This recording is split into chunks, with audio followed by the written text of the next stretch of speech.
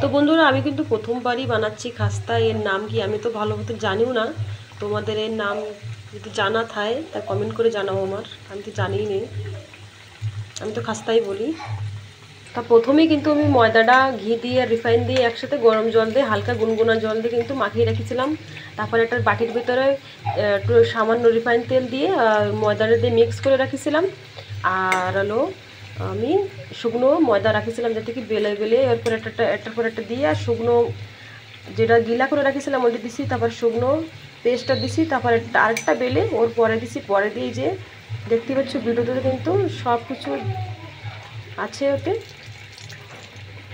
তা বন্ধুরা আমি কিন্তু প্রথমবারই বানাচ্ছি, আমি কিন্তু জানি না কীরকম বলি বানাতে হয়। তোমাদের যদি জানা থাকে কমেন্ট করে জানাও।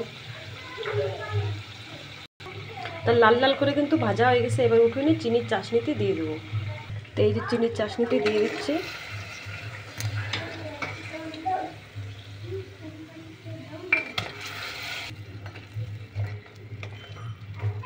গরম গরম দিতে বন্ধু খুবই সুন্দর হয়, কেন কি এই রসটা কিন্তু এর ভিতরে ঢুকে যায়।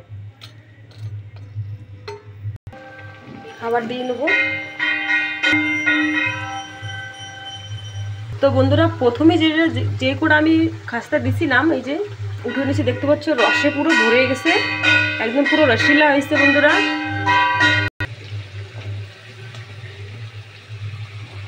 তো এবার উঠে নেবো,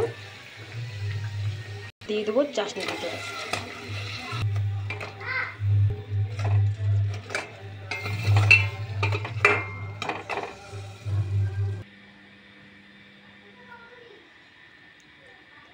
এই দেখো বন্ধুরা সুন্দর খাস্তা বানিয়েছে বাড়ি।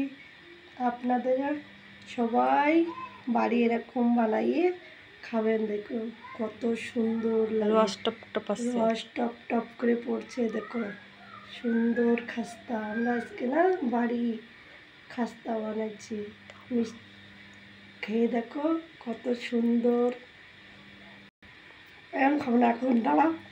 মিষ্টির দোকানে তো গেলি বাসিটা মিষ্টি দেয়, আর বাড়ির তাজা তাজা খাস্তা বানায় সুন্দর।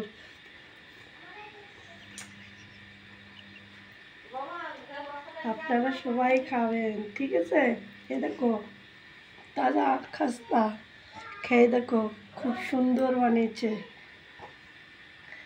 সুন্দর হলে লাইক করবেন, সাবস্ক্রাইব করবেন, কমেন্ট করবেন কিরম বানিয়েছে।